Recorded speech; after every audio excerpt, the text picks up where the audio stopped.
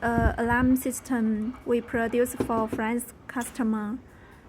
You can see the remote control signal also have delay. This is the button. When we press,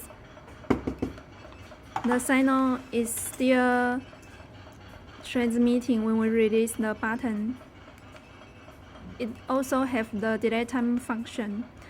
According to our engineers' experience, the delay time function have been used in market for so many years. Next, the remote control for this alarm system is produced from 2010 year, which it have been 6 years till now. So we think the delay time function technology is not your exclusive right. It has been used long range in many products.